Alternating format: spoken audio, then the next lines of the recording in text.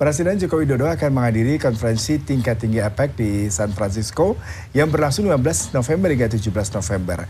Pada kesempatan itu, Jokowi juga melakukan pertemuan bilateral dengan sejumlah pemimpin negara-negara anggota APEC.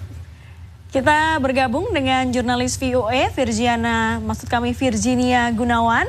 Halo, selamat pagi waktu Indonesia, Virgi.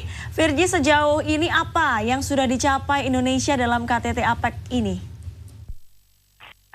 Ya, Rabu pagi waktu San Francisco, Presiden Joko Widodo ini menghadiri pembentukan Kaukus ASEAN untuk APEC yang diinisiasi oleh Indonesia dan diikuti oleh sejumlah dewan penasihat di bisnis APEC dari 7 negara ASEAN termasuk Singapura, Thailand, Filipina, dan juga Brunei, serta negara-negara APEC non-ASEAN seperti Kanada dan Australia.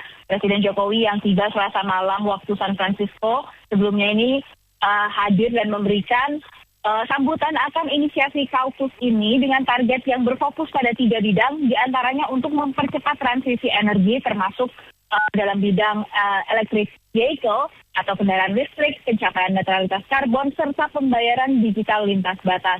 Kaukus ASEAN ini disambut baik oleh negara anggota dengan harapan agar sentralitas ASEAN bisa terus terjaga dan bisa turut memajukan ekonomi di kawasan. Sehari sebelumnya, Otorita IKN Ibu Kota Nusantara menjalin kerjasama dengan sejumlah perusahaan teknologi.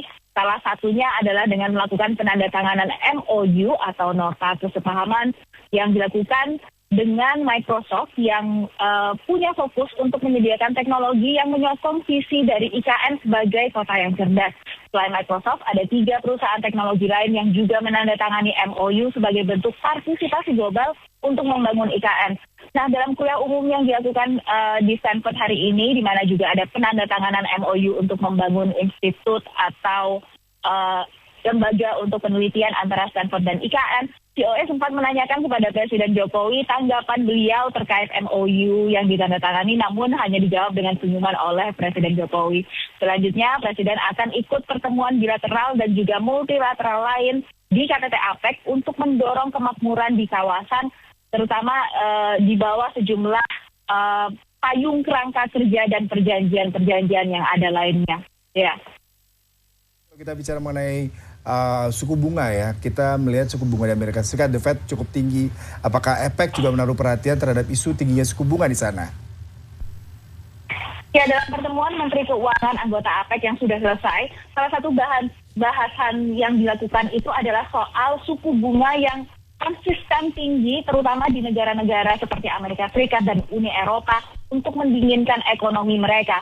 Tapi di sisi lain ada juga negara yang alami perlemahan ekonomi. Salah satunya adalah another economic powerhouse, yaitu Tiongkok, yang sedang menghadapi deflasi juga krisis properti. Nah, AS dan Tiongkok ini 2 negara dengan ekonomi yang terbesar di dunia. Jadi apapun yang terjadi dalam ekonomi domestik mereka tentunya punya dampak ke negara emerging market lain. Tak luput juga negara-negara Asia Pasifik, termasuk anggota dari APEC.